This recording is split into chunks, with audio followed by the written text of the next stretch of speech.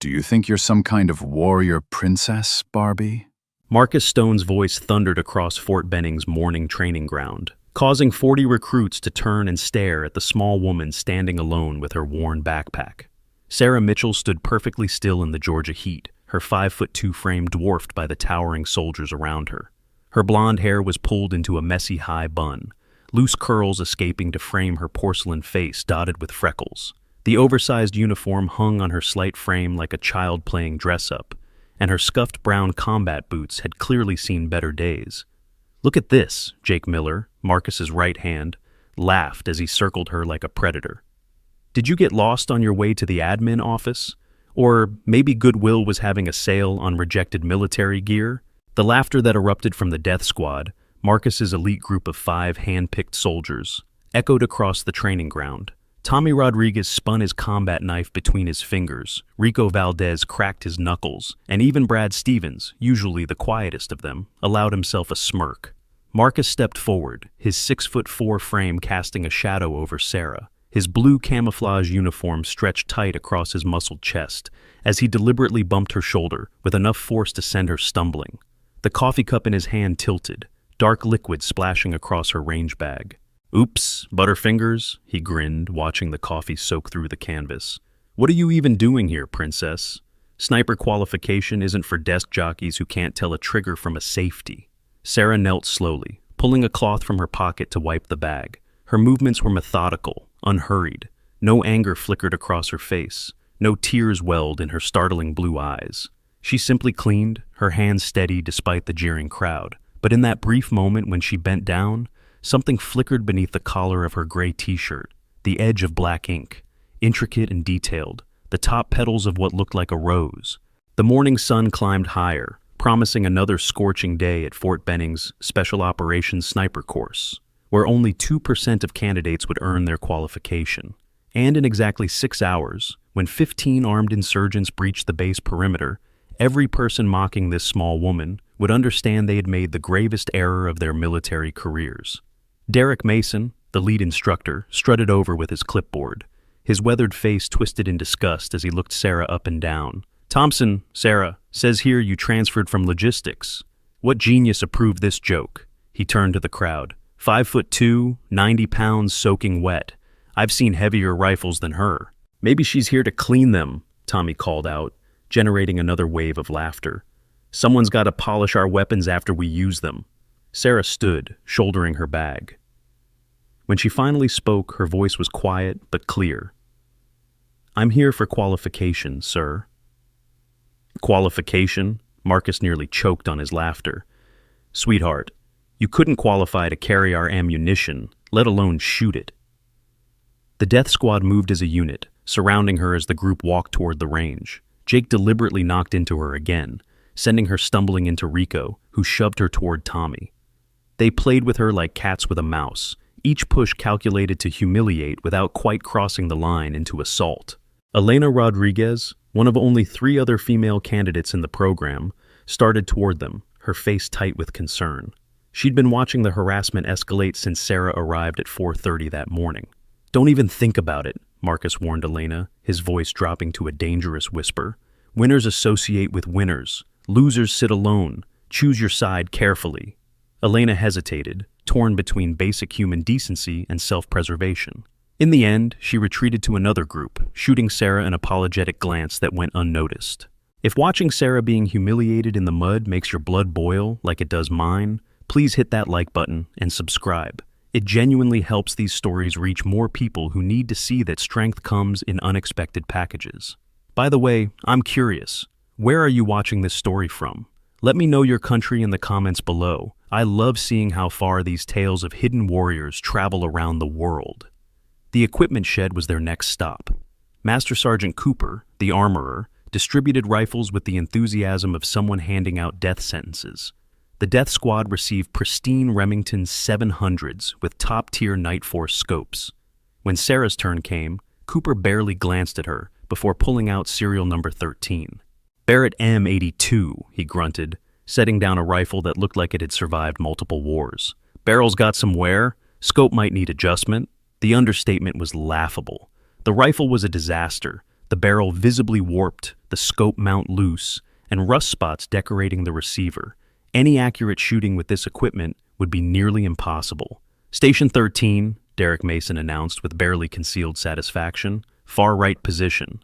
Station 13 was the worst spot on the range. Full sun exposure by mid-morning, crosswinds amplified by gaps in the berms, and a concrete barrier that would trap powder residue with every shot, creating a personal gas cloud. Sarah accepted it all without complaint. She carried the battered rifle to her position and began setting up. That's when the first hint emerged that she wasn't quite what she appeared. Despite the sabotaged equipment, she sorted her ammunition by weight, her fingers detecting minute differences invisible to the eye. Each round was arranged in specific order on her mat. "Hey, princess, nail salons that way," Marcus called out. "Maybe they can fix those broken fingernails while you're at it." Jake picked up the mockery. "Bet she's never held anything heavier than a stapler. Look at those skinny arms. She probably can't even lift that rifle properly." The warm-up was simple. 100 yards, 10 shots, basic marksmanship. Child's play for trained snipers. Marcus went first, making a production of his preparation. He adjusted his scope with theatrical precision, his breathing deliberately audible. "Watch and learn, ladies," he announced, then fired 10 rounds in quick succession. 10 bullseyes, tight grouping. He stood with his arms raised like a champion boxer. "That's how it's done. Death Squad representing." High fives all around, Derek Mason nodding approval. The squad's arrogance filled the space like a toxic cloud. Sarah's turn. She took 3 full minutes adjusting her decrepit scope, ignoring the snickers and whispered comments. When she finally fired, the results seemed to confirm everyone's assumptions. 7 hits out of 10, scattered across the target. But Sergeant Blake, observing from the side, frowned and pulled out his spotting scope for a closer look. He studied the target, then looked again, his frown deepening. The 7 hits weren't scattered at all. They had all passed through the same hole, slightly off-center. The 3 misses had been wild, showing clear keyholing where the bullets tumbled in flight, a sign of defective ammunition, not poor marksmanship. During the ceasefire, Blake walked downrange to inspect the target personally. The precision of those 7 shots was inhuman. Somehow, she'd identified which rounds were defective and grouped them at the end. But how could someone detect bad ammunition just by touch? "Bathroom break," Derek announced. 5 minutes. As Sarah headed toward the facilities, Marcus intercepted her path. The death squad flanked him, forming a wall of muscle and malice. "Having fun yet, princess?" Marcus stepped closer, using his size to intimidate. "This is just the warm-up. Wait until we get to the real stuff." Jake leaned in from her left. "I heard logistics girls are good with their hands. All that paperwork, right? Too bad trigger fingers need different skills." Tommy appeared on her right, still playing with his knife. "Maybe we should make this interesting. $20 says she doesn't last until lunch. 50 says she cries first," Rico added. "I'll take that action," Jake laughed. "But I bet she quits before the tears start." Sarah looked at each of them in turn, her blue eyes steady and unreadable. When she spoke, her voice remained calm. "Excuse me, I need to use the restroom." She stepped forward, and surprisingly, Marcus moved aside, but as she passed, he whispered just loud enough for his squad to hear. "Accidents happen on ranges. Real shame when someone gets hurt because they don't know their place." The 700-yard qualification began after the break. Wind had picked up to 20 knots with unpredictable gusts. This was where real skill emerged. The death squad made sure to conduct loud conversations whenever Sarah prepared to shoot. "So I told him, you can run, but you'll just die tired." Jake's story carried clearly across the range during her first shot attempt. Derek Mason accidentally kicked her rifle bipod as he walked past. "Oops, sorry, recruit. Butterfingers must be contagious." Tommy somehow spilled water on her shooting mat while she was prone. Rico's shadow kept falling across her scope at critical moments. Brad Stevens, notably, participated less enthusiastically than the others, occasionally glancing at Sarah with something that might have been discomfort. Sarah adjusted the rifle's position using what looked like an unnecessarily complex support system. Her pack, mat, and ammunition box arranged in a specific configuration. To casual observers, it looked like overcompensation for the shaking everyone assumed came from nerves. Sarah's hands moved across the military-grade neural monitoring device on her wrist, a piece of advanced medical wearable technology that tracked heart rate variability and stress hormone levels under extreme combat conditions. The sophisticated biosensors could detect cortisol spikes and adrenaline fluctuations, allowing special operators to maintain absolute calm even under the most intense pressure. Similar devices were standard equipment for Tier 1 units conducting high-stakes covert operations, where emotional control meant the difference between mission success and catastrophic failure. Despite the sabotage, she scored 8 out of 10 hits at 700 yards. Marcus's fury was palpable. He'd only managed 7 in the same conditions, even with perfect equipment and no interference. "Lucky shots," he spat, but his voice lacked conviction. The moving target demonstration changed everything. Marcus decided to make it a public challenge, certain he could humiliate her definitively. "All right, ladies and gentlemen," he announced loudly enough for all 43 candidates to hear. "Special challenge, moving targets at 750, 5 targets, 30 seconds. Loser cleans the entire armory for a month." He looked directly at Sarah. "How about it, princess? Unless you're scared of a little competition." Sarah looked up from her rifle. For the first time all morning, she spoke more than a few words. Terms. The single word, delivered in that quiet, steady voice, made Marcus pause. Something in her tone, an absence of fear that didn't match her appearance. 5 targets, 30 seconds, standard silhouettes, he recovered, grinning. "Ladies first, age before beauty." A few chuckles at the weak joke, but the atmosphere had shifted. Other candidates gathered to watch, sensing something significant was about to happen. Marcus went first, making sure Colonel Harrison, who had just arrived at the observation tower, could see his form. The targets began their lateral movement at moderate speed. Marcus fired rapidly, trusting his instincts and superior equipment. 4 hits out of 5. He jumped up, pumping his fist. "Beat that, logistics!" Derek Mason helped Sarah load her magazine, but she noticed immediately that something was wrong. The rounds were mixed, some heavy match grade, others lighter training rounds. The weight differences would throw off trajectory calculations significantly. She looked at Mason, who smirked. "Problem, recruit?" She said nothing, but began arranging the rounds in her magazine in a specific order, heaviest to lightest. The death squad laughed at what looked like obsessive-compulsive behavior. "What's wrong, princess? Trying to make them prettier?" Jake mocked. Sarah took her position. The spotters watched through their scopes as she acquired the first target. Her body went unnaturally still, even her breathing seeming to stop. She fired, hit, center mass. She worked the bolt with mechanical precision, already tracking the second target. The crosswind gusted suddenly, but she'd anticipated it, adjusting mid-sight picture. Second shot, second hit. By the third shot, perfect center hit. The laughter had died completely. By the fourth, Marcus's triumphant expression had faded. When the 5th target fell with surgical precision, the range was absolutely silent except for the distant clang of steel on steel. Blake checked his stopwatch. 22 seconds, 5 for 5 with mixed ammunition and sabotaged equipment. The impossible had just happened. The small woman everyone had dismissed had just outshot their best marksman with the worst equipment under deliberate sabotage. Colonel Harrison lowered his binoculars slowly. Something about her shooting rhythm bothered him. The interval between shots. 7, 7, 3. Where had he seen that pattern before? "Lucky shots," Marcus said, but his voice cracked. "Anyone can get lucky once." "Then let's go again," Sarah said quietly. "Double or nothing." The challenge in her voice was unmistakable.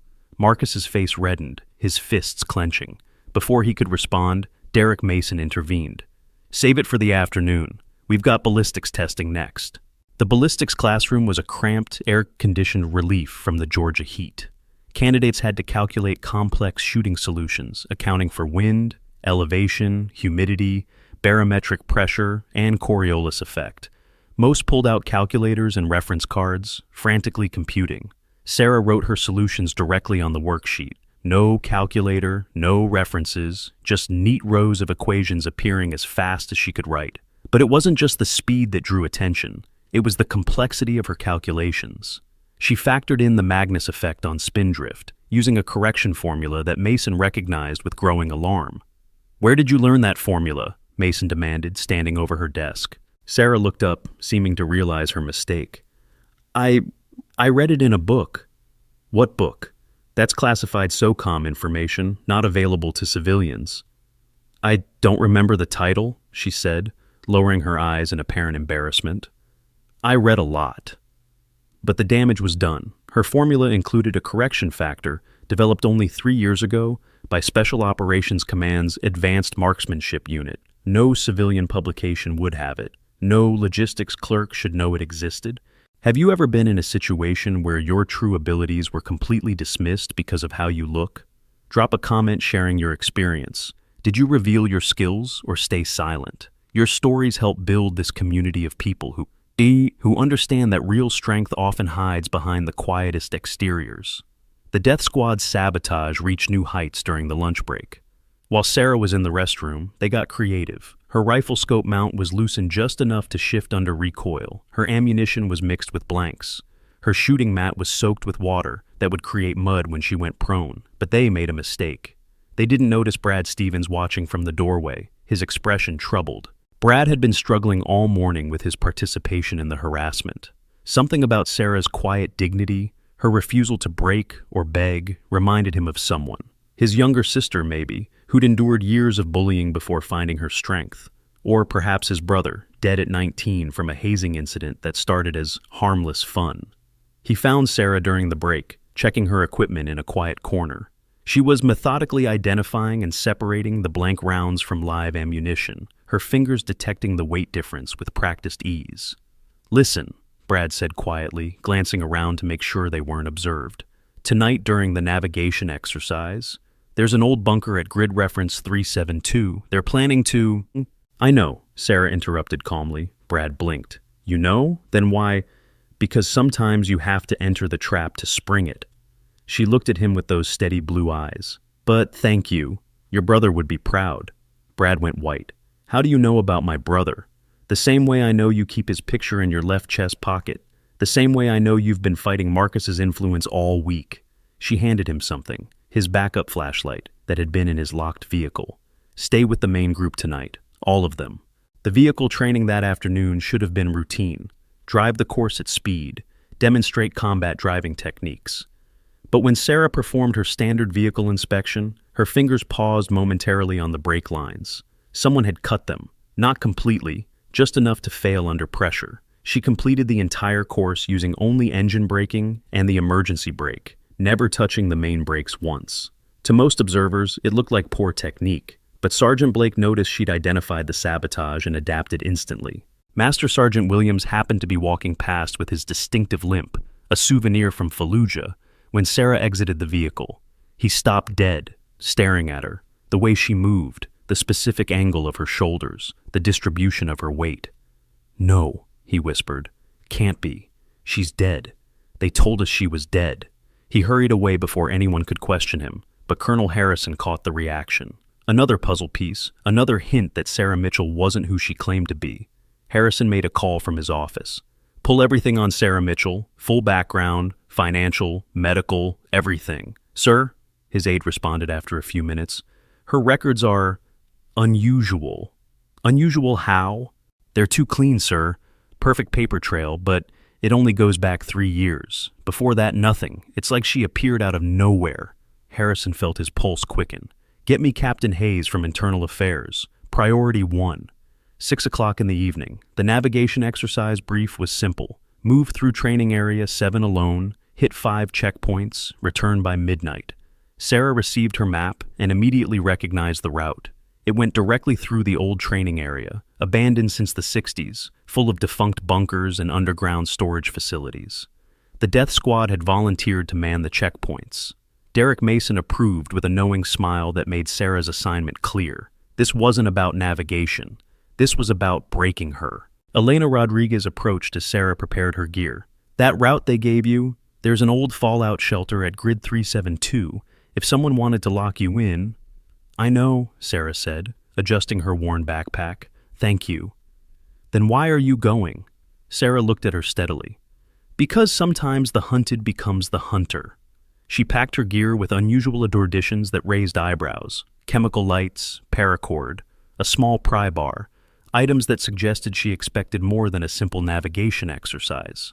As darkness fell over Fort Benning, Sarah entered the woods alone. The Death Squad was already in position at Checkpoint 3, their ambush prepared.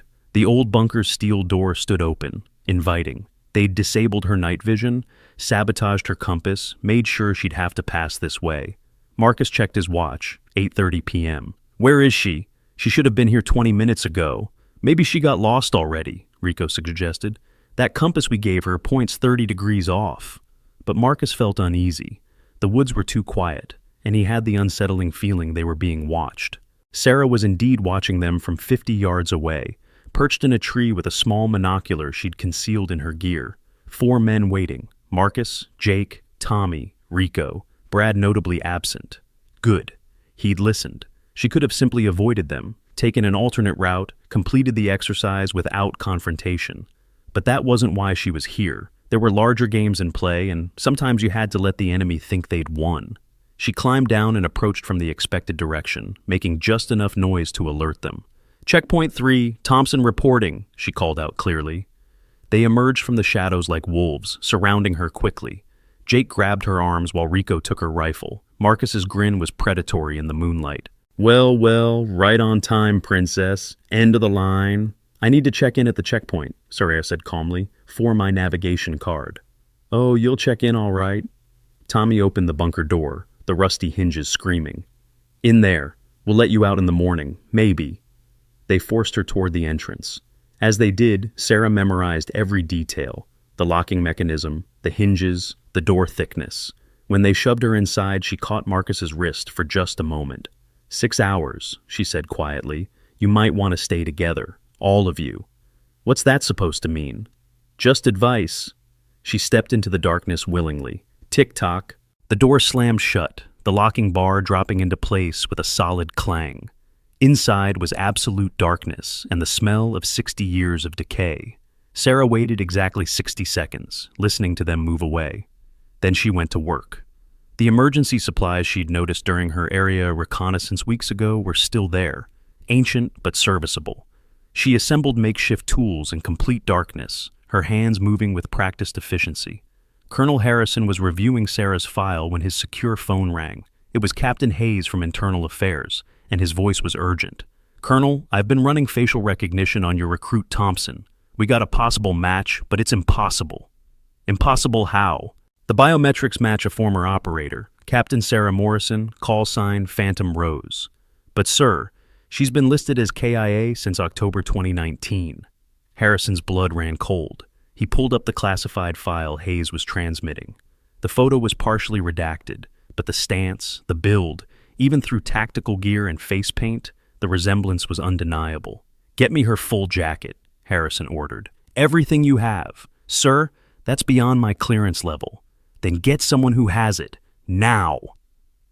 While Harrison made calls and the death squad set up their alibi, Sarah worked steadily on the bunker lock. It was old, simple by modern standards.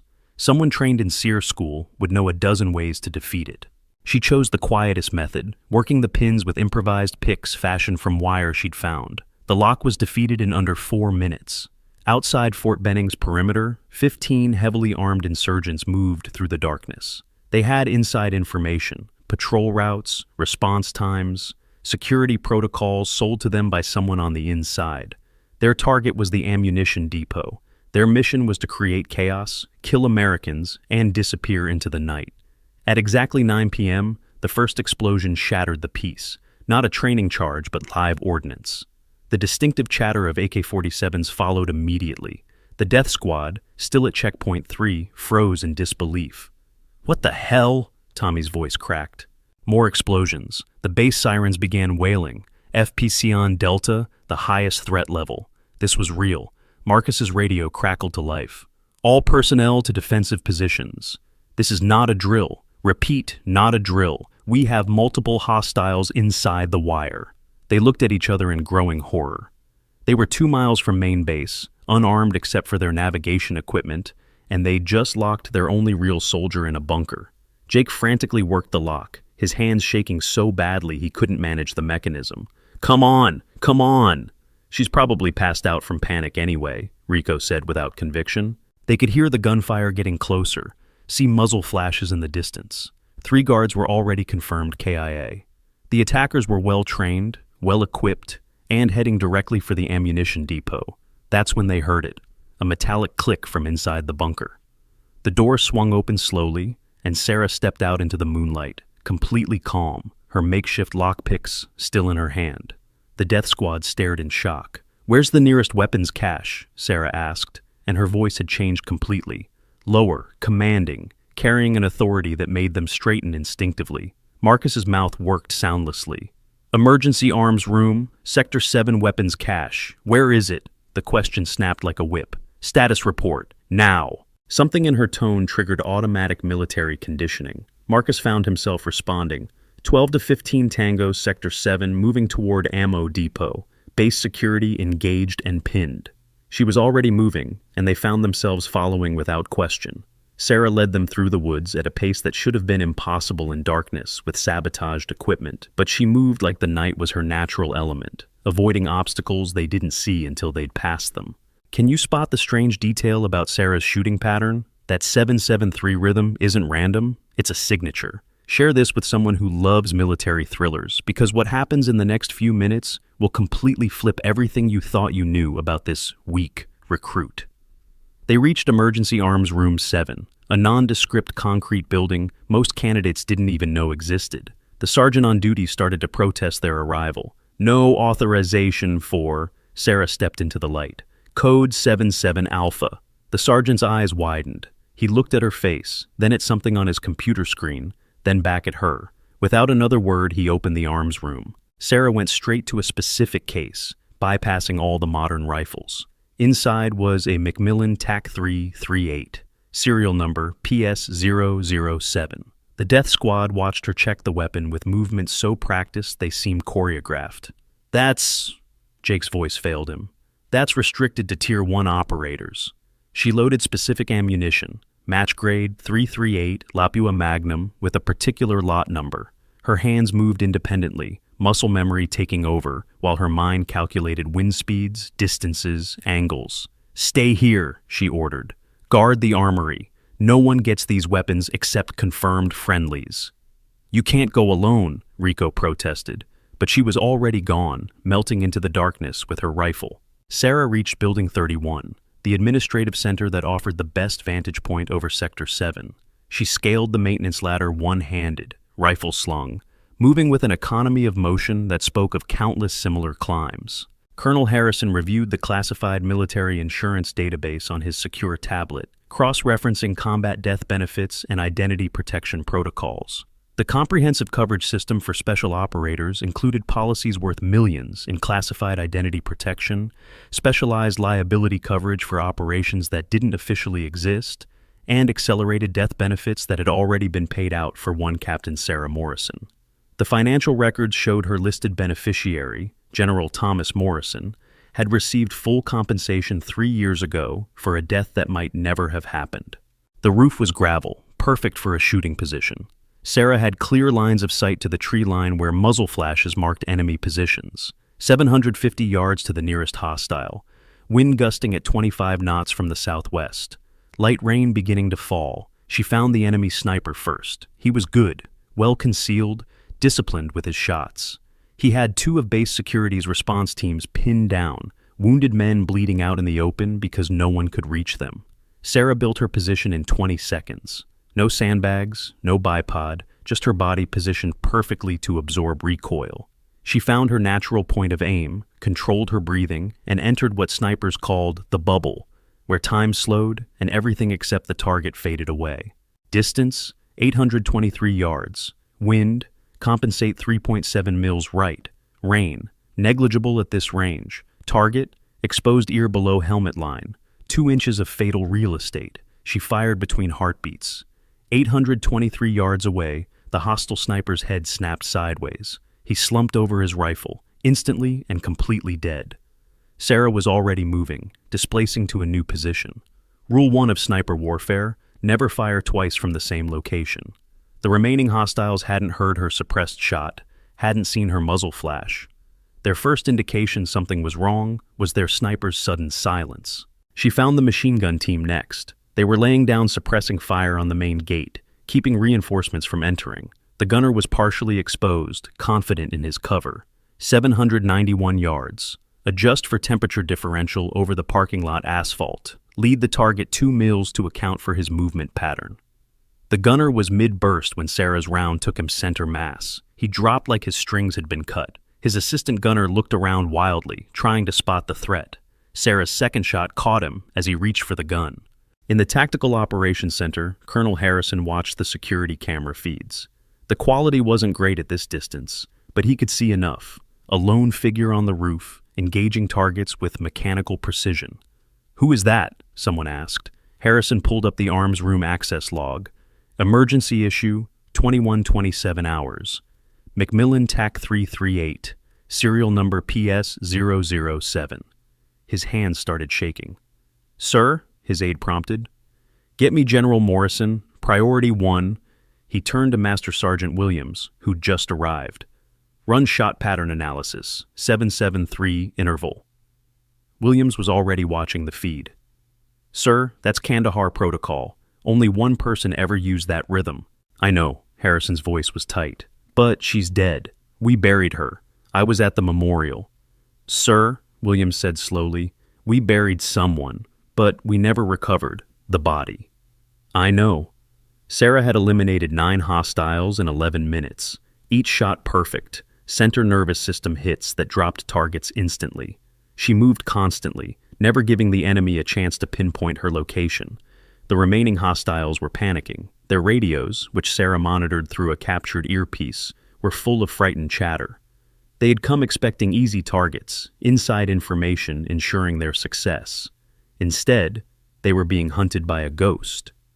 She found their commander trying to rally his men for retreat. He was screaming into his radio, demanding extraction. 912 yards. Extreme range even for her rifle. Wind shifting, rain increasing. A difficult shot. Sarah made minute adjustments, feeling more than calculating the solution. She entered that space where conscious thought ceased and instinct took over. The rifle became an extension of her will. The commander's head exploded mid-sentence. The remaining 3 hostiles broke and ran. Sarah tracked them clinically, dropping each one before they could reach the tree line. 12 targets, 12 kills. Elapsed time, 13 minutes, 47 seconds. She safed her weapon and keyed the captured radio. "Sector 7 clear, dispatching recovery teams now." In the distance she could hear helicopters approaching, the quick reaction force finally arriving, but the battle was already over. Sarah climbed down from the roof, her movements showing the first signs of fatigue. The adrenaline was wearing off, leaving behind the familiar emptiness that followed combat. She'd forgotten how cold it felt. The death squad was still at the armory when she returned. They snapped it to attention without thinking, Marcus actually saluting before catching himself. Sarah ignored them, focusing on the sergeant. Weapon cleared and safed. Round count 14 expended. Serial number PS007 returning to inventory. The sergeant looked at his computer screen, then at her, then at the screen again. "Ma'am, this weapon is registered to—" "I know who it's registered to." She set the rifle on the counter. "Tell Colonel Harrison I'll be in his office in 20 minutes, after I change out of these wet clothes." She turned to go, then paused. The death squad was staring at her with expressions ranging from awe to terror. "Marcus," she said. He straightened reflexively. "Ma'am, report to the commandant's office at 0600. Bring your squad, all of them." She paused, "including Stevens." Then she was gone, leaving them standing there in shock. The base was in controlled chaos. Emergency vehicles raced toward Sector 7. The quick reaction force helicopters circled, looking for targets that no longer existed. And in the Tactical Operations Center, Colonel Harrison stared at a classified file that had just been delivered. Captain Sarah Morrison. Call sign, Phantom Rose. 127 confirmed kills over 3 operational years. Specialties, urban warfare, counter-sniper operations, high-value target elimination. The photograph was 3 years old, showing a woman in full combat gear, face partially obscured by tactical paint. But the eyes were unmistakable. Those same steady blue eyes that had looked at him from across a rifle range 12 hours ago. "This is impossible," he muttered. "She died in October 2019. Convoy ambush outside Kandahar. Entire unit wiped out." Master Sergeant Williams cleared his throat. "Sir, if I may, I was there for the after action. We found bodies, but they were... It was bad, sir. Burned beyond recognition. DNA testing was inconclusive on 2 of them." You're saying she survived? I'm saying someone with her exact shooting pattern just saved this base. Williams pulled up the analysis. 773 interval between shots. It's like a fingerprint, sir. No one else shoots with that rhythm. Hayes from Internal Affairs burst in. Sir, I've been monitoring the recruit Thompson. She just returned a weapon to the arms room, serial number PS007. Harrison felt his world tilt. That's Phantom Rose's personal weapon. Yes, sir. It should have been destroyed 3 years ago, but someone kept it in inventory. Someone who knew she'd come back for it. The pieces were falling into place too fast. Harrison grabbed his phone. Get me General Morrison now. Sir, the general is already en route. His helicopter lands in 10 minutes. Of course he was, because General Thomas Morrison wasn't just Delta Force commander. According to the file Harrison was reading, he was also Phantom Rose's emergency contact, her husband. The conference room in the headquarters building had been cleared of all but essential personnel. Colonel Harrison sat at one end of the polished table, the classified file spread before him like evidence of a crime. Captain Hayes from Internal Affairs stood by the door, ensuring no unauthorized entry. The rain outside had intensified, drumming against the windows with increasing violence. Sarah entered exactly on time, having changed into dry ACUs that somehow still looked too large for her small frame. Her blonde hair was still damp, pulled back in a regulation bun that emphasized the sharp angles of her face. She moved with that same eerie silence that had unnerved the death squad, taking a seat across from Harrison without being invited. Captain Morrison, Harrison's voice was carefully neutral. Or should I say, Phantom Rose. Sarah Mitchell, sir, she replied, her tone matching his professionalism. That's the name on my enlistment papers. The door burst open suddenly. Marcus Stone stumbled in, his face flushed, uniform disheveled. Behind him, the rest of the death squad crowded the doorway. Jake, Tommy, Rico, Brad, and Elena Rodriguez. We need to know, Marcus said, his voice cracking. Who are you really? Harrison started to order them out, but Sarah raised a hand. Let them stay. They've earned the truth. She stood slowly, facing the group that had tormented her for the past 18 hours. You want to know who I am? You want to understand what you've been playing with? Without warning, she grabbed the collar of her ACU top and pulled. The fabric, still damp from rain and weakened from the night's activities, tore easily. She pulled it down, exposing her left shoulder and upper chest. The room went completely silent. There, etched in stark black ink across her chest, starting just below her collarbone and extending down toward her heart, was a rose. But this was no ordinary tattoo. The rose was black as midnight, each petal rendered in exquisite detail. Its stem was wrapped around what looked like a human skull, the thorns piercing through bone. Water droplets on the petals looked so real, they seemed about to fall, but it was the text that made everyone freeze. Above the rose, in military stencil, Phantom Rose. Below it, smaller but still clear, KIA, Kandahar, October 2019. And at the very bottom, in Latin, Mortuae vivos docent, the dead teach the living. Marcus's knees gave out. He collapsed to the floor, his face white as paper. You're dead. They said you were dead. Jake stumbled backward into the doorframe. Phantom Rose was a legend, a ghost story. She didn't really exist. Tommy's knife clattered to the floor from nerveless fingers. Rico crossed himself reflexively. Brad stood at perfect attention, his body responding to training before his mind could process what he was seeing. Elena had tears streaming down her face. 127 confirmed kills, Harrison said quietly, his voice carrying in the stunned silence. The deadliest sniper in special operations history, officially killed in action 3 years ago when her convoy was ambushed outside Kandahar. Sarah pulled her torn shirt closed, holding it with one hand. Obviously, reports of my death were manufactured. But why? Elena whispered. Why fake your death? Because someone was selling our operators to the enemy. Good soldiers were dying in ambushes that shouldn't have been possible. The only way to hunt the traitor was to become someone else, someone nobody would suspect. She looked directly at Marcus, who was still on his knees. So, I became Sarah Mitchell, transferred from logistics. Small, weak, unthreatening. The perfect bait. And Mason? Brad asked, understanding dawning. Took the bait. He selected you 5 specifically because he knew you'd create chaos. Your harassment provided perfect cover for what he assumed would be another dead sniper. Except this time, the prey was actually the predator. Master Sergeant Williams entered the room, stopping short when he saw Sarah's exposed tattoo. His weathered face went pale. My God, Kandahar, you're the angel. 1,437 yards through thermal layers. You saved my entire squad. Sarah nodded once. Tuesday. The wind was brutal that day. Williams's legs shook. We never knew who the shooter was. Command said it was classified. But that tattoo, I've heard stories. They say you got it after your first 100 kills, that each thorn represents 10 lives taken. Stories grow in the telling, Sarah said simply. How are you alive? Marcus managed from the floor. The whole convoy was destroyed. They had a memorial service. Your name is on the wall at Fort Bragg. The convoy was hit, yes, but I wasn't in it. We'd received intelligence about a potential mole. I was pulled at the last minute, replaced with someone else. When the convoy was destroyed, we realized the intelligence was accurate. Someone had sold our route.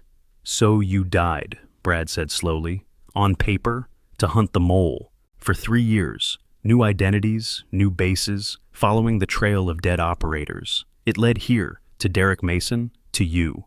The door opened again. General Morrison entered, still in flight gear from his emergency flight. His eyes went immediately to Sarah's torn shirt and exposed tattoo. Couldn't help yourself, could you? He said with something that might have been fondness. Always did like the dramatic reveal. They needed to see, Sarah replied. Needed to understand. Morrison turned to the death squad.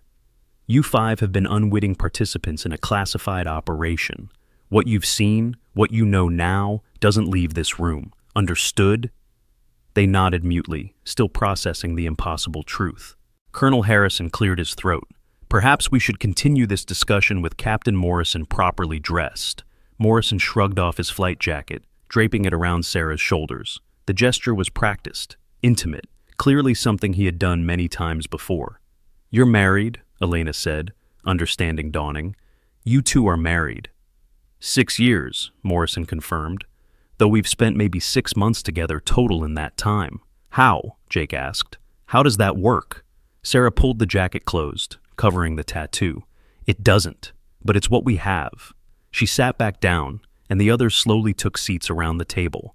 Marcus had to be helped up by Brad, his legs still unsteady.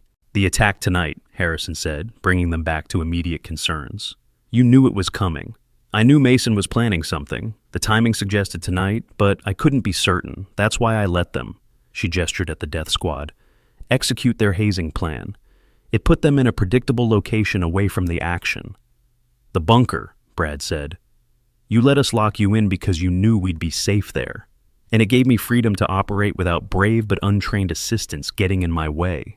Those shots, Marcus said, his voice hollow. 12 targets in 13 minutes. In the dark, in the rain, at those distances. It's what I was trained to do, what I've done for 15 years. She looked at each of them. What you prevented me from doing by creating the perfect cover. Colonel Harrison pulled up footage on the conference room screen. The security cameras had captured some of her shots. A figure on a rooftop, muzzle flashes, targets falling. Even in the grainy footage, the precision was evident.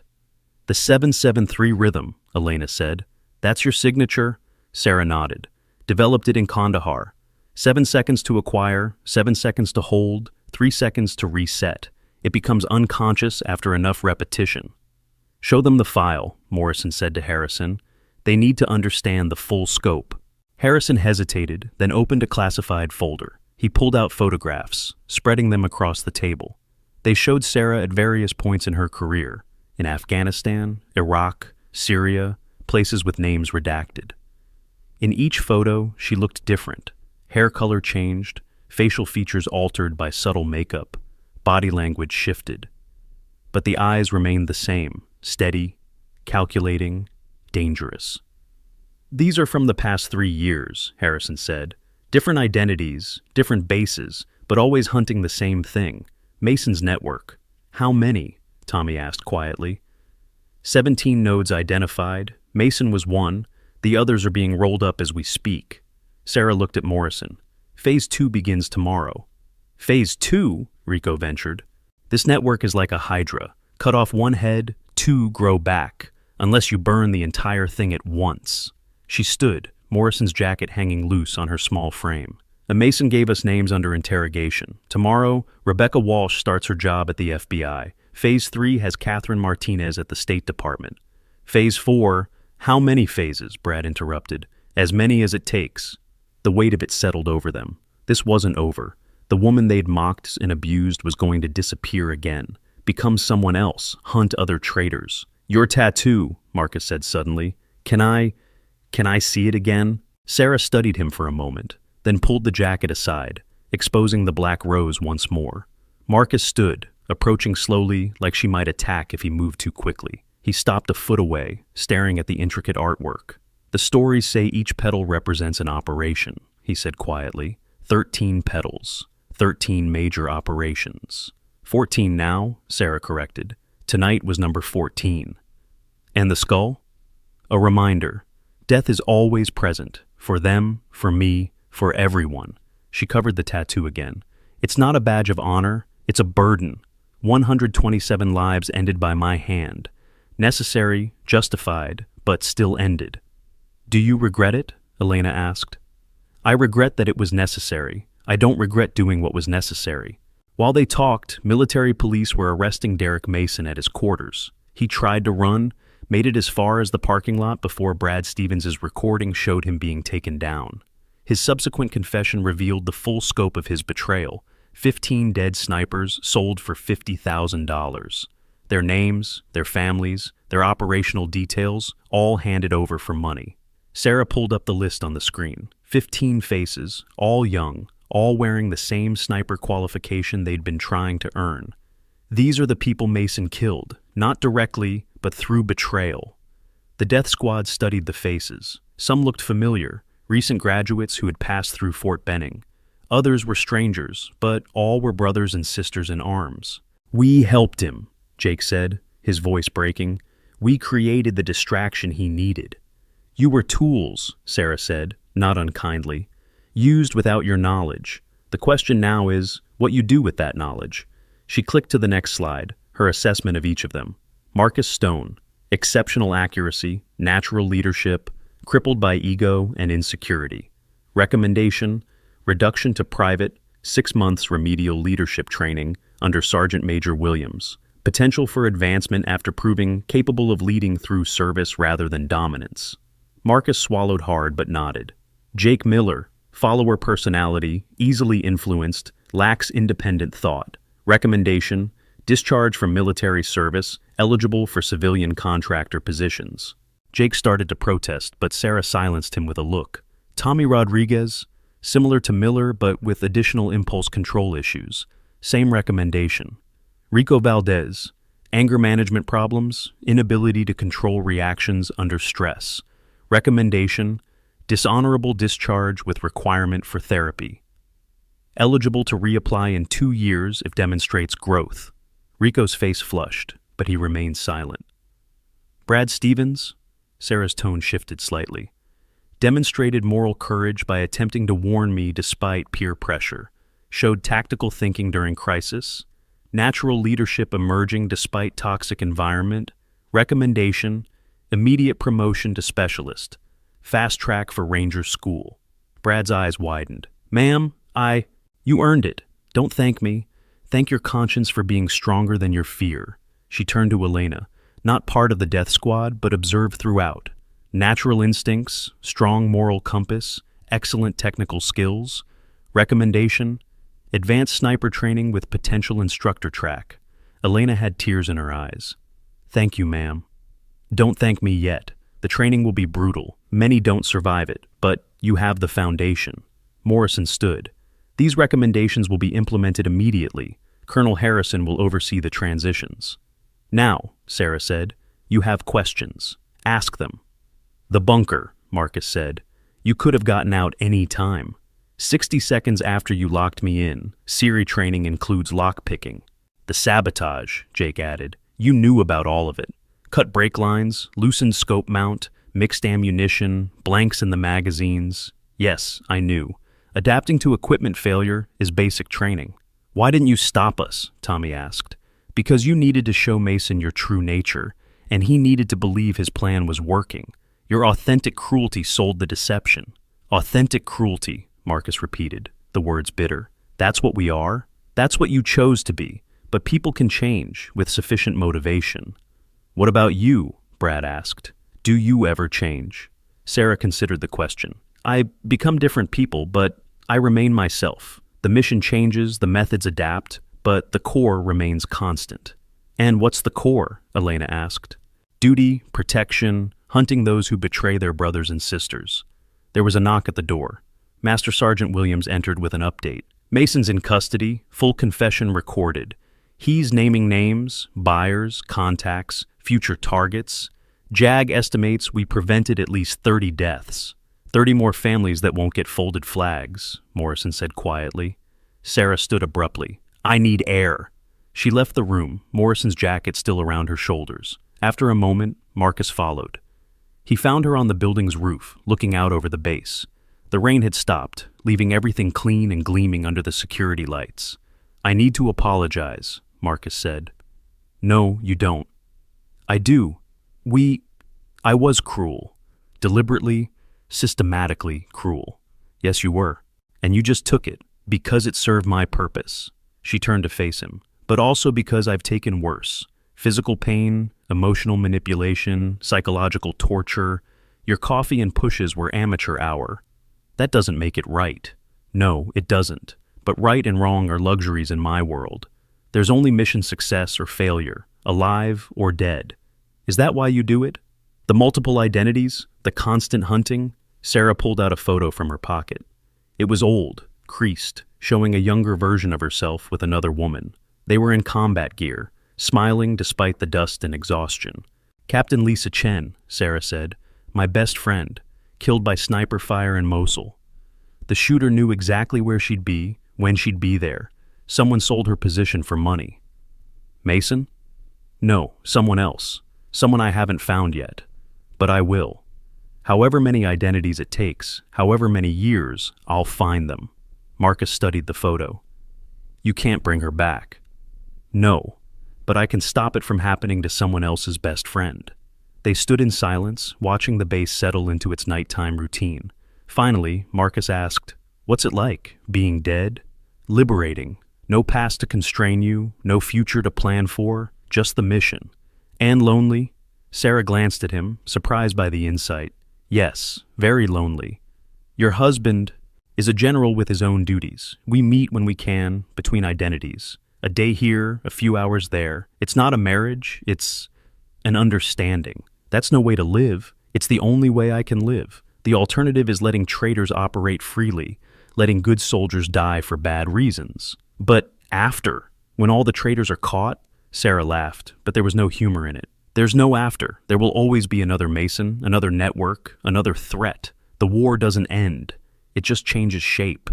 Back in the conference room, the others were studying Sarah's file. The operations listed read like a history of modern conflict. Baghdad, Fallujah, Kandahar, Helmand, Aleppo, places where America's enemies had learned to fear the ghosts they couldn't see. Look at this, Elena pointed to a report. 1,600 meters through a sandstorm. How is that even possible? It shouldn't be, Harrison admitted. But she did it. Saved an entire convoy that was pinned down. And this one, Brad indicated another entry. 23 shots, 23 kills in under 4 minutes during a night raid. That's why she's a legend, Morrison said. Not because of the numbers, but because of the impossible becoming possible. Sir, Jake asked carefully, how do you handle it? Your wife being what she is? Morrison's expression didn't change. I knew who she was when I married her. A weapon that happened to look like a woman. The soft parts, the human parts, those came later, slowly. But they did come. Sometimes, between missions, between identities. For a few hours, she's just Sarah. Then the call comes, and she becomes someone else. And you're okay with that? I'm okay with American soldiers coming home alive because my wife stopped the people trying to kill them. Sarah returned with Marcus. Her shirt had been changed, the torn ACU replaced with a clean one, but they all knew what lay beneath. The black rose, the skull, the reminder of death. Before we continue, she said, understand that everything you've heard tonight is classified beyond your current clearance. You're being read in because you were part of the operation, willingly or not. But speaking about this to anyone, will result in prosecution under the Espionage Act, Harrison finished. Clear? Everyone nodded.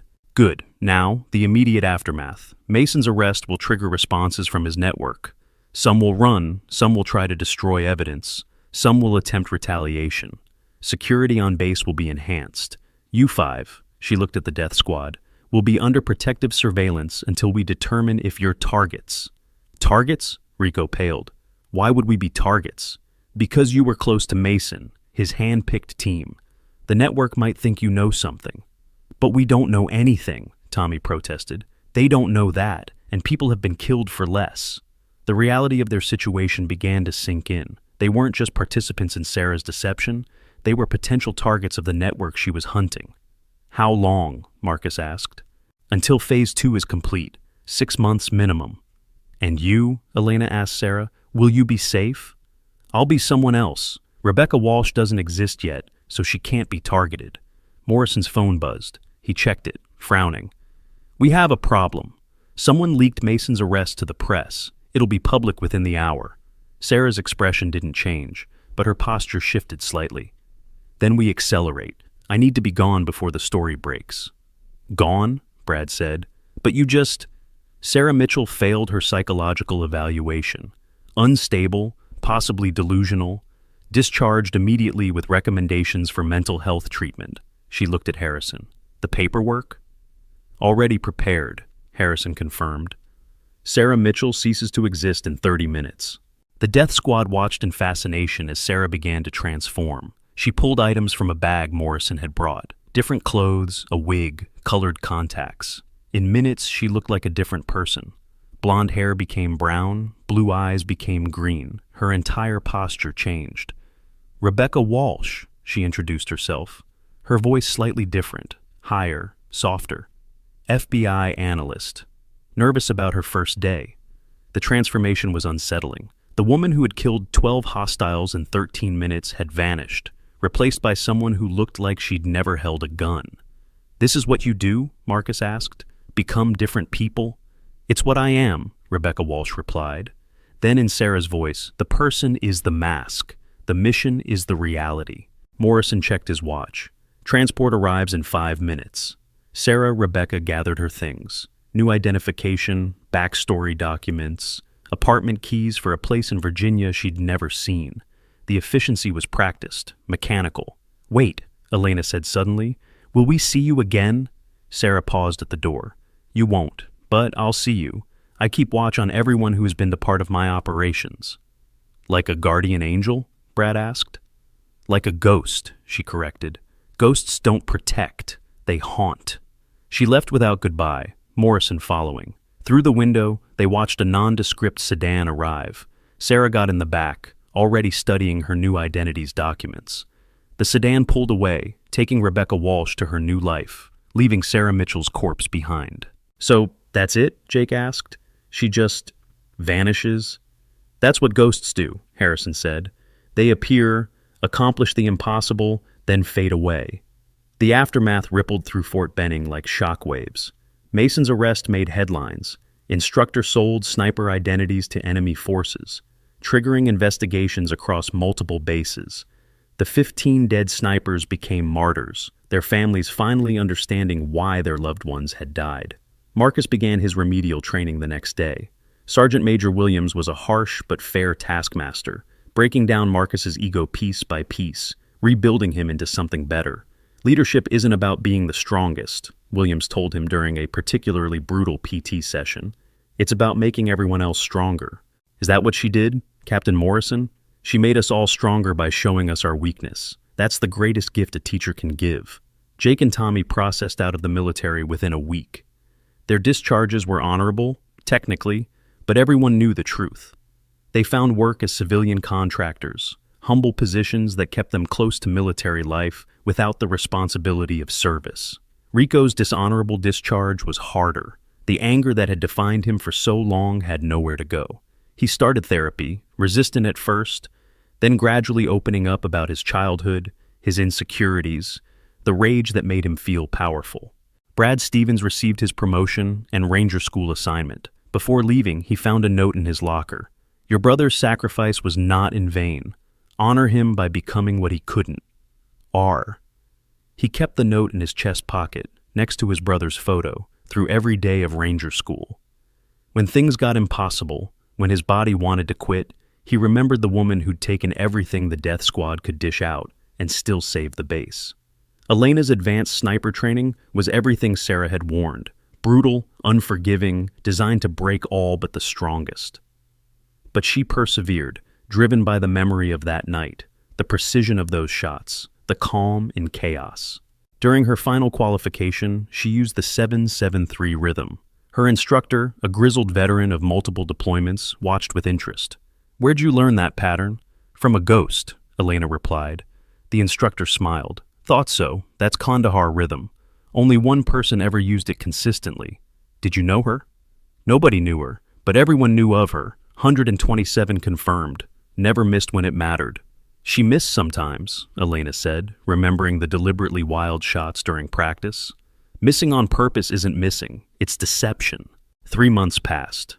The news cycle moved on from Mason's arrest, but the investigation continued. Each person he'd named led to others, a network unraveling thread by thread. In Virginia, Rebecca Walsh distinguished herself at the FBI, her analysis uncovering financial patterns everyone else had missed. Morrison visited Arlington monthly, maintaining the fiction of Sarah's death. Fresh flowers always appeared on the grave, lilies, her favorite. Sometimes he spoke to the headstone, updating her on missions, on the squad, on the slow dismantling of the network. One evening, a woman with brown hair and green eyes sat down beside him. They didn't look at each other, just sat in comfortable silence.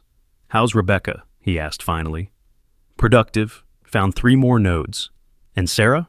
"Still dead, but the rose still blooms," she smiled slightly, "in different gardens." They sat until sunset, then left separately. Him in his official vehicle, her in a rental car that would be abandoned 2 states away. Their marriage existed in these moments, brief, wordless, perfect in its imperfection. At Fort Benning, Station 13 had become something of a shrine. Recruits still shot from there, still struggled with its difficulties. But now they knew its history, where Phantom Rose had been mocked, where she'd shown her true nature, where legends were born. Marcus, now a specialist after exemplary service, often volunteered to instruct at Station 13. He'd learned to spot the quiet ones, the overlooked ones, the ones everyone dismissed.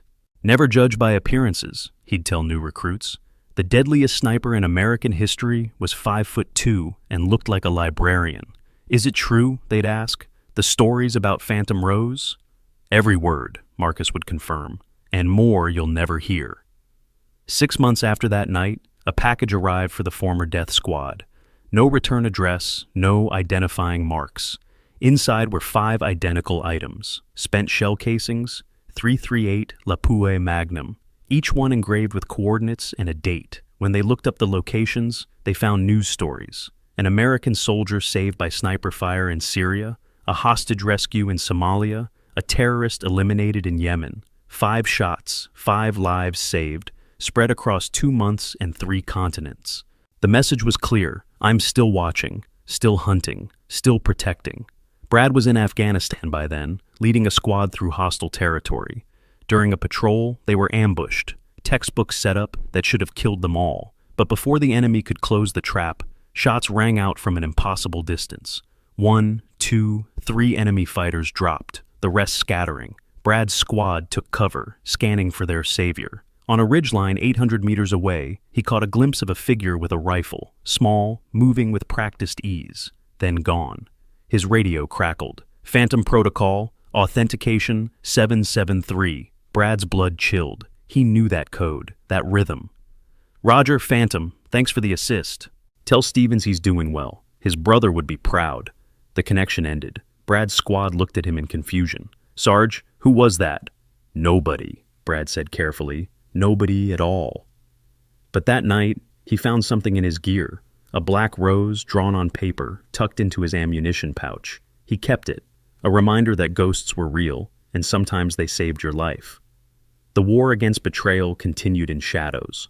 Rebecca Walsh's work at the FBI led to dozens of arrests. Catherine Martinez at State uncovered diplomatic espionage.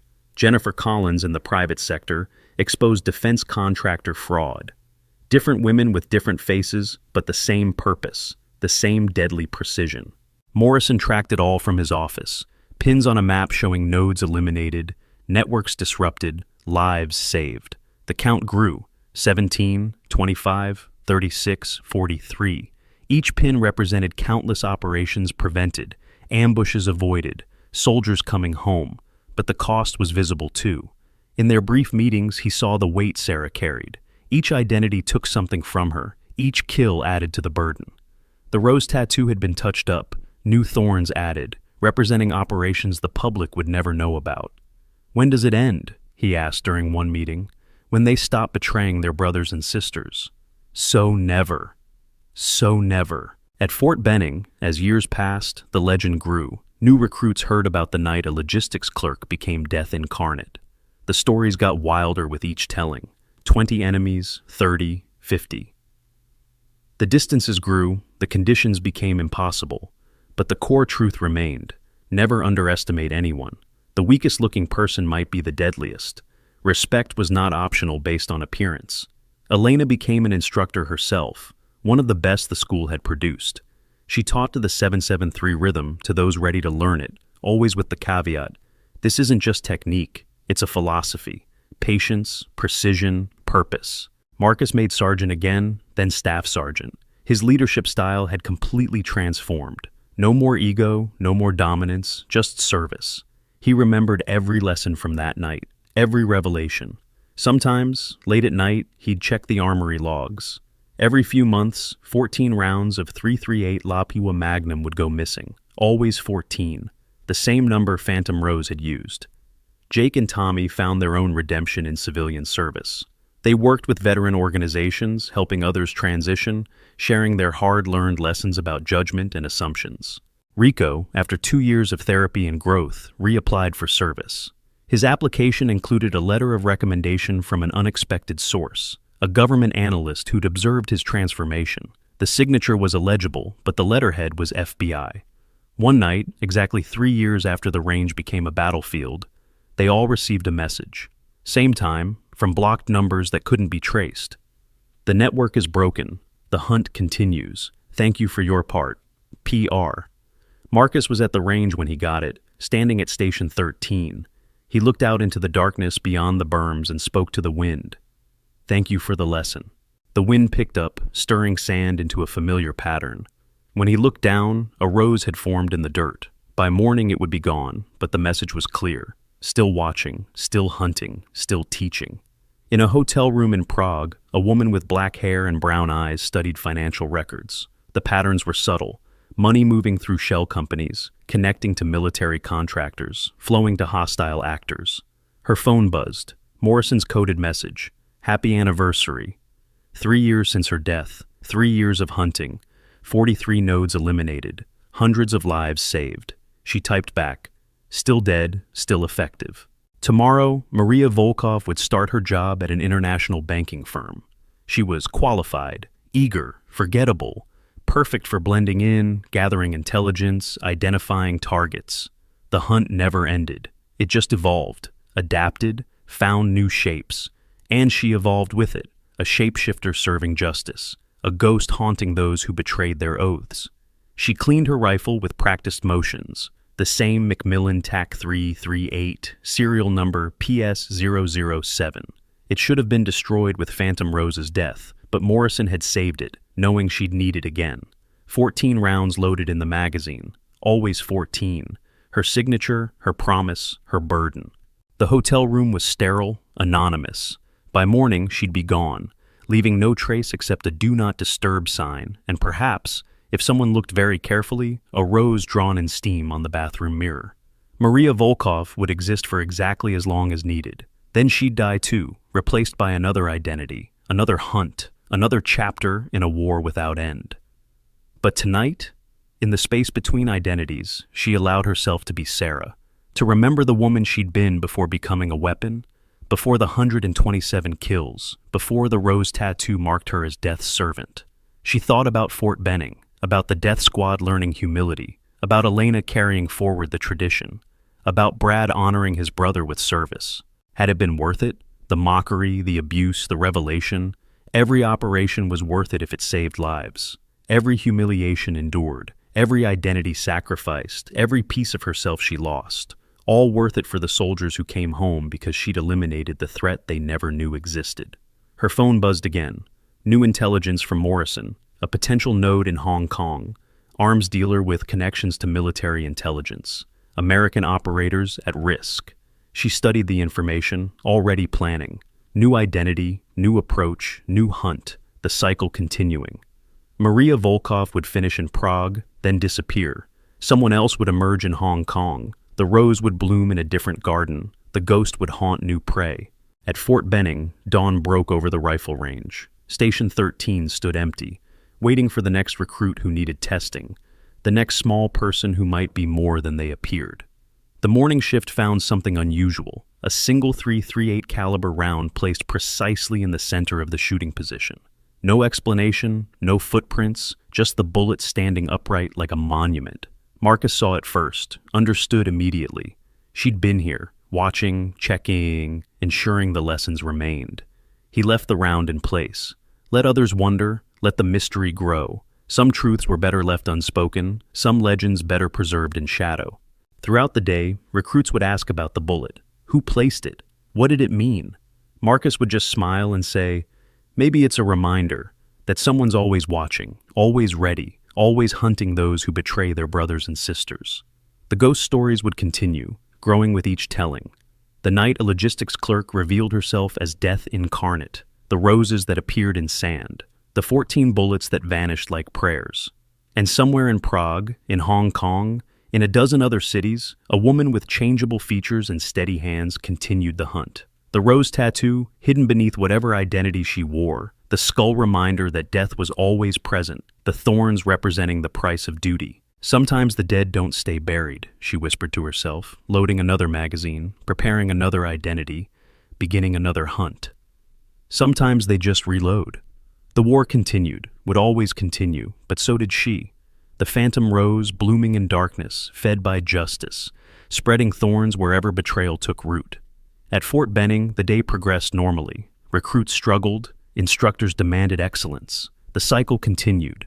But now everyone knew the truth beneath the surface, that the weakest-looking person might be the strongest, that assumptions could be fatal, that sometimes the person you pushed in the mud was the angel who would save your life. Station 13 held its secrets, whispered them to those who listened. In the wind through the berms, in the crack of distant rifles, in the roses drawn in sand that vanished with dawn. The ghosts were real.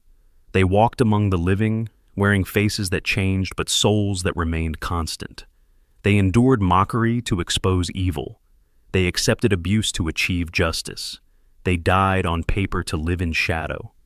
And somewhere, in the space between night and day, between identity and anonymity, between life and death, a woman with steady hands and a sniper's eye continued the hunt.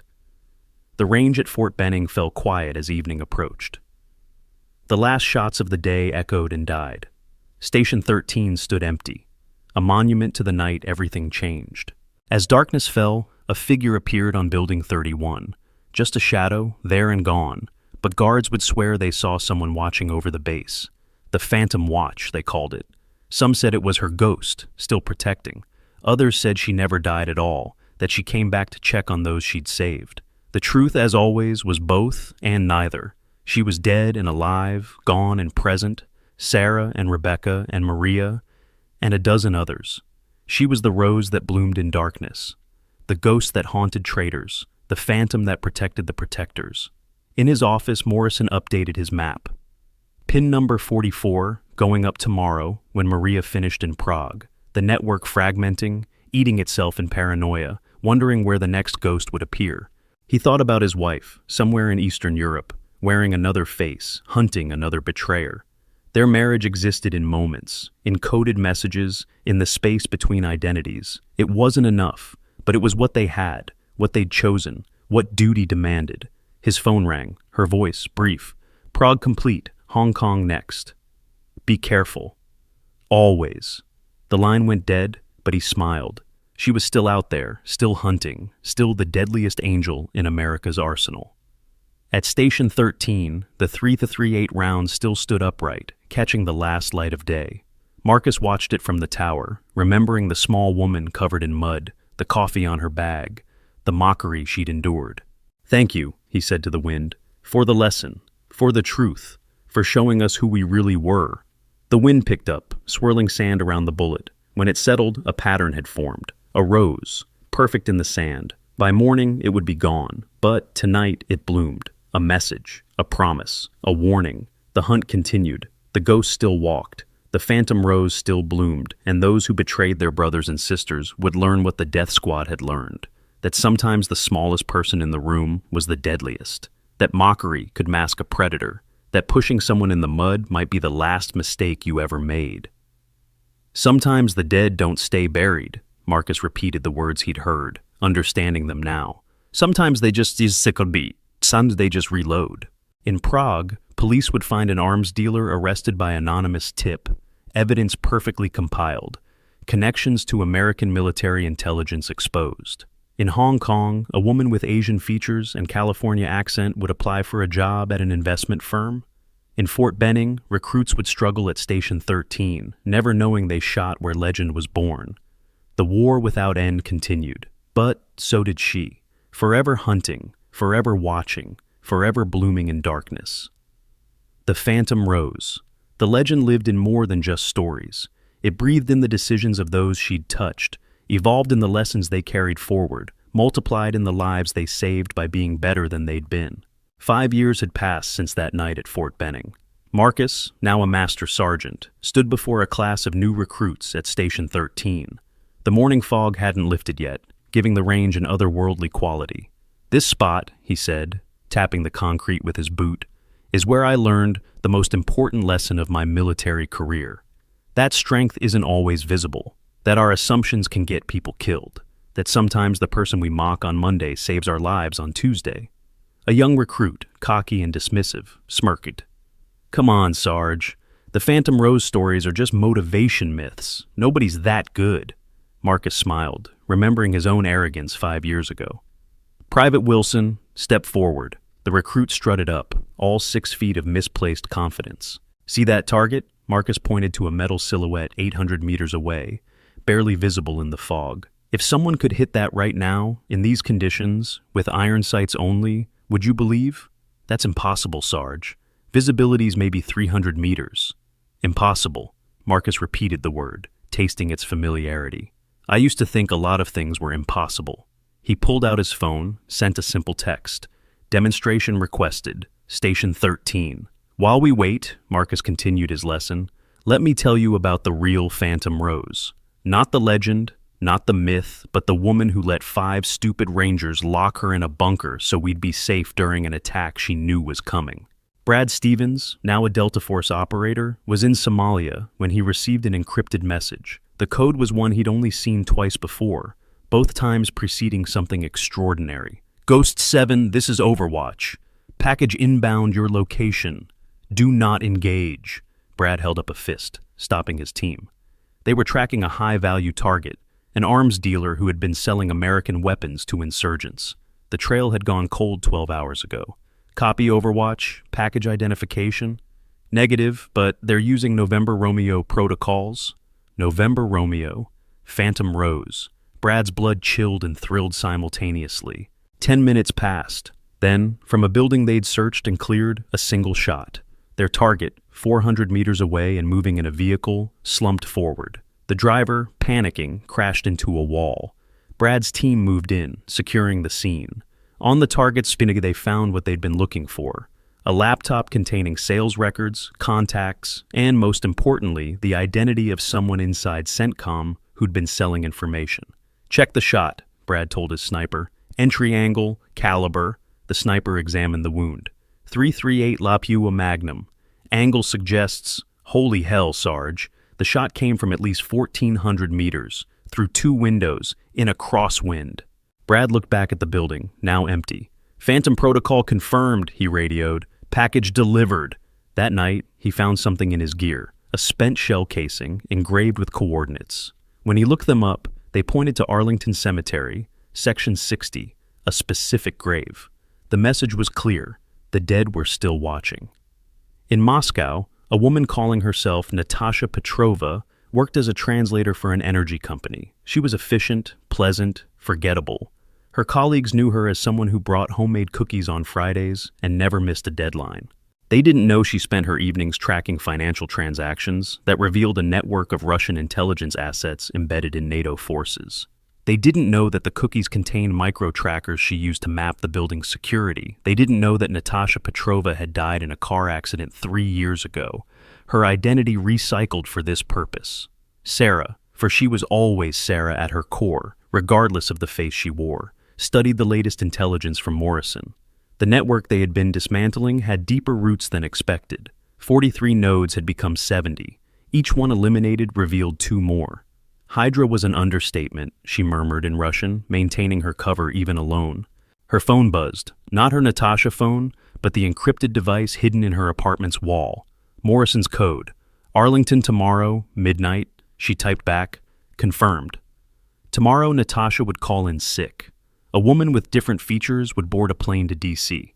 By midnight, Sarah would stand at her own grave with her husband, stealing moments between identities. At Fort Benning, Marcus was still waiting with his class when a figure emerged from the fog. Small, wearing civilian clothes, jeans, a gray hoodie, sneakers. She looked like someone's mom coming from a grocery run. "Morning, Sergeant Stone," the woman said. Her voice was different from what Marcus remembered, but something in the tone, the cadence, was familiar. The recruits snickered. Who was this random civilian interrupting their training? Marcus snapped to attention. "Ma'am?" The woman pulled a rifle from the bag she carried. Not the Macmillan, something more common, a Remington 700 that looked like it had seen better days. She took position at Station 13 without ceremony, without preparation. 800 meters, she asked. "Yes, ma'am." She didn't use a scope, didn't even properly shoulder the rifle, just raised it, casual as someone pointing a finger, and fired. The clang of steel on steel echoed across the range. "Impossible," Private Wilson breathed. You can't even see the target." The woman set down the rifle and turned to the class. When she pushed back her hood, they could see she was older, maybe 60, with graying brown hair and laugh lines around green eyes. Nothing about her suggested elite soldier. 773, she said simply. Breathing patterns synchronized with heartbeat. 7 seconds to acquire, 7 seconds to hold, 3 seconds to reset. Master that rhythm, and impossible becomes possible. She looked at Wilson. Your assumption that something can't be done because you can't do it. That limitation exists only in your mind. Then she walked away, disappearing back into the fog as suddenly as she'd appeared. Who was that? Wilson asked, voice shaking. Marcus smiled. Nobody at all. But that night, checking the armory logs, he found what he expected. 14 rounds of .338 Lapua Magnum missing. Elena Rodriguez, now leading the sniper school's advanced program, received a package with no return address. Inside was a course curriculum, handwritten, detailing techniques she'd never seen in official manuals. The margins contained notes, for exceptional students only. Classification pending. Remember, patience before precision. She recognized the handwriting from the note left in her locker 5 years ago. The next day, she began implementing the techniques with her best students. Within a month, their accuracy improved by 30%. Within 6 months, Fort Benning was producing the finest snipers in military history. Morrison stood at Arlington at midnight, as arranged. Sarah appeared exactly on time, wearing a face he didn't recognize. Older, weathered, Hispanic features. New identity? He asked. Temporary, between transitions. They stood before her headstone, Captain Sarah Morrison, Phantom Rose, beloved warrior. How many more? He asked. 14 confirmed in Moscow, 7 in Beijing, 12 in Caracas. She touched the headstone. The network adapted. They know someone's hunting them. They've started using our methods against us. The turned assets in NATO? Identified. Elimination begins next month. And after? She looked at him with eyes that belonged to a stranger, but held Sarah's soul. There is no after. You know this. I know. Doesn't mean I accept it. You accepted it when you signed my death certificate. They stood in silence, 2 people pretending to mourn at a grave that held no body, maintaining a fiction that kept the world's most effective weapon operational. Marcus requested the demonstration today, Morrison said. I saw. Station 13 still teaches its lessons. You could have said no. They needed to see. New generation, same arrogance, same assumptions that need breaking. You revealed yourself. I revealed nothing. An unknown woman made an impossible shot. The legend grows, the lesson spreads. She pulled out a small device showing him satellite footage. Prague last month, Hong Kong last week, Moscow yesterday.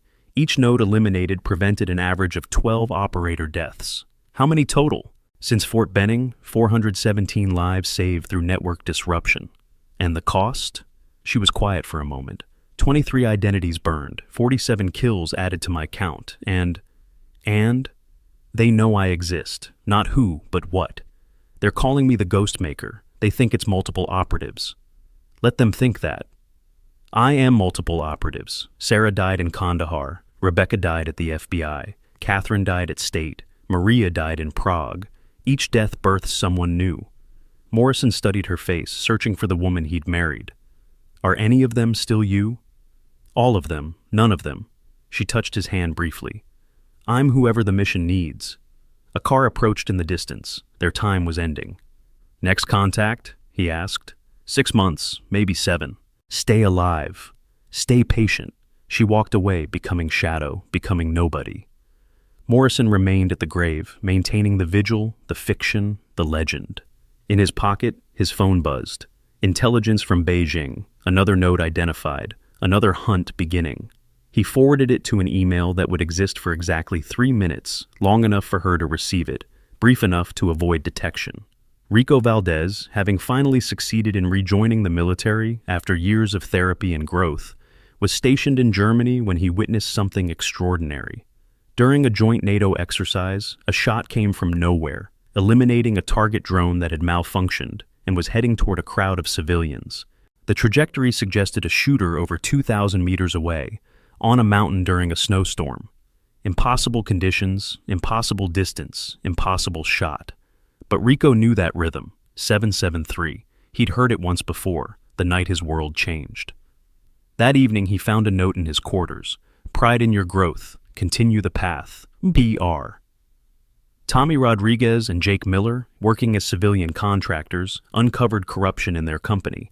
Military supplies being diverted, sold to unauthorized buyers. They reported it, risking their jobs, choosing right over easy. The FBI response was swift, coordinated, devastating to the corruption network. The investigating agent, a quiet woman named Jennifer Phillips, seemed to know exactly where to look, what questions to ask. Before she left, she pulled them aside. You chose correctly this time. Your growth honors those you once dishonored. They never saw her again, but both understood. The ghost was still watching, still teaching through consequences. At Fort Benning, the memorial wall had a new addition. Not a name, but a symbol. A rose, black as night, with 13 petals. No explanation, no plaque, just the image. Recruits asked what it meant. Instructors would say only, "It reminds us that heroes don't always wear uniforms. Sometimes they wear whatever lets them get close to the enemy." The sniper school's graduation rate had increased to unprecedented levels. The 773 rhythm had become standard teaching. Station 13 was now considered an honor to shoot from, a test of character as much as skill. And every few months, 14 rounds would go missing.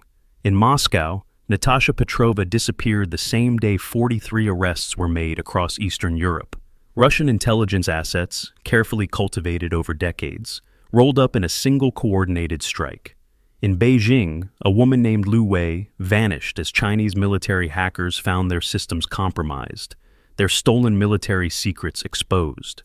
In Caracas, Maria Santos ceased to exist as Venezuelan arms dealers discovered their networks infiltrated, their American contacts arrested. Each identity died to birth another. Each death brought Sarah closer to something, not an end, because there was no end, but a transformation. Morrison watched it happen through intelligence reports, through the map in his office where pins clustered and spread like infection being fought by antibody. The network wasn't just being eliminated, it was being turned into a lesson. Every arrest was public. Every trial revealed more corruption. Every conviction taught the same message. Betrayal has consequences, even if they take years to arrive. 5 years became 7. 7 became 10. The legend of Phantom Rose evolved from story to myth to something approaching religion among special operators. The 773 rhythm became known as ghost breathing. Station 13 at every military range was called Rose Station. Sarah's kill count stopped at 173. Not because she stopped, but because beyond that number, eliminations were attributed to unknown operators or friendly assets or simply mechanical failure. On the 10th anniversary of her official death, Morrison stood at Arlington with a gathering that shouldn't have existed. Marcus, Elena, Brad, even Rico, Tommy, and Jake. They had all received the same message. Final lesson. Sarah appeared as herself for the first time in a decade. Older, scarred, the tremor from old nerve damage visible in her hands. But her eyes remained steady, dangerous, eternal. "Why reveal yourself now?" Marcus asked. "Because the primary network is eliminated. 73 nodes, all connected, all gone."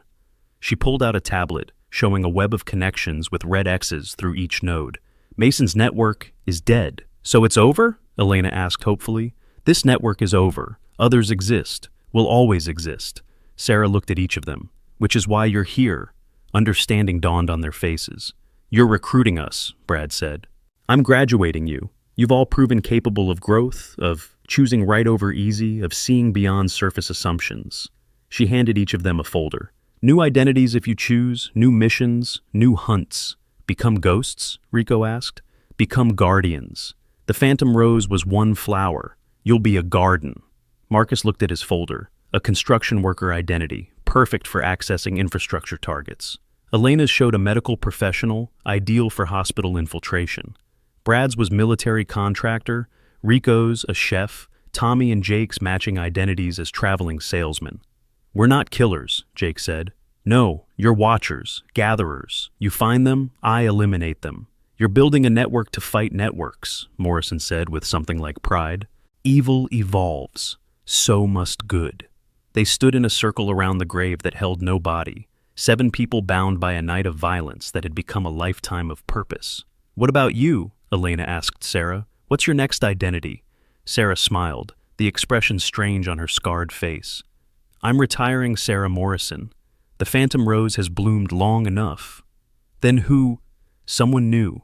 Someone without history, without legend, without expectation." She looked at Morrison. "Our marriage dies with Sarah Morrison." Morrison nodded, understanding. "It was always temporary." "Everything is temporary, but the mission continues." As dawn broke over Arlington, they dispersed, each carrying their folder, their choice, their future. The death squad that had once embodied the worst of military culture would become something else, a living network fighting shadow wars. Sarah Morrison's grave would continue receiving flowers. The legend would persist, grow, evolve, but the woman herself would cease to exist, replaced by someone the world wasn't watching for, someone who could hunt without the burden of myth. At Fort Benning, that morning, a new instructor arrived, middle-aged, unremarkable, calling herself Ann Smith. She requested Station 13 for her demonstrations, taught the 773 rhythm to anyone willing to learn, and never spoke of her past. But sometimes, late at night, guards would see her on Building 31's roof, just a shadow against stars, watching over the base where everything changed. The hunt continued, would always continue, but now it had evolved beyond one woman, one legend, one rose. It had become a garden of shadows, each bloom deadly in its own right, all growing from soil fertilized by a single truth. Sometimes the weakest-looking person is the strongest. Sometimes mercy masks justice. Sometimes the dead don't stay buried. Sometimes they multiply.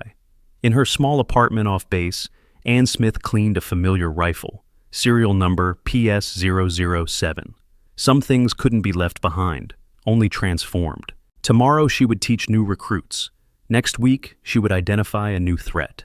Next month, she would begin another hunt. But tonight, she sat in silence, surrounded by the ghosts of every identity she'd worn, every life she'd taken, every soldier she'd saved.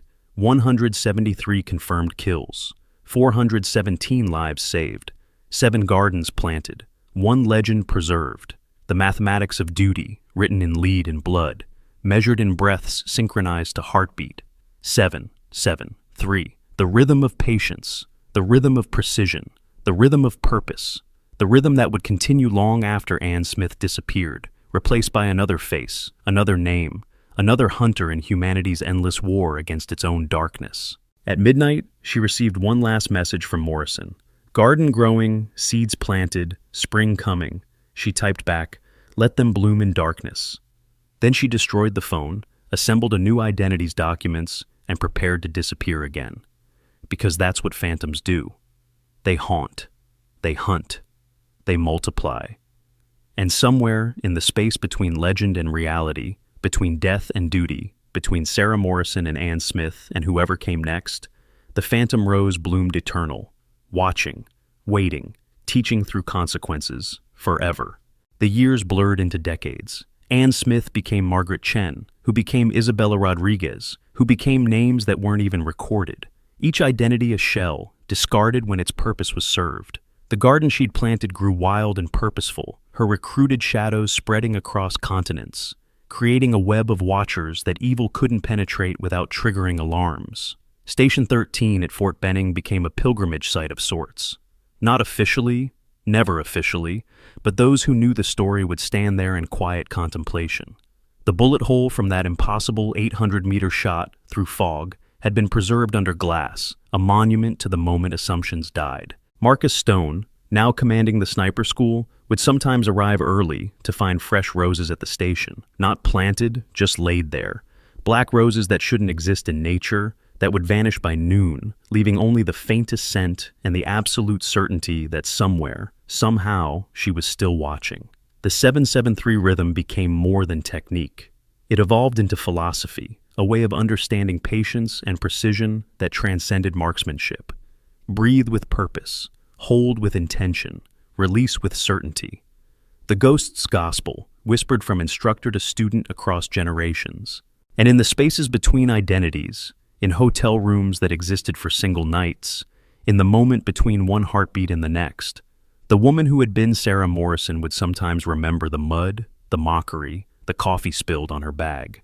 Not with bitterness, but with gratitude, for it was there, in that humiliation, that the phantom rose truly bloomed, forever teaching that strength hides in unexpected places, forever proving that the smallest person can cast the longest shadow, forever.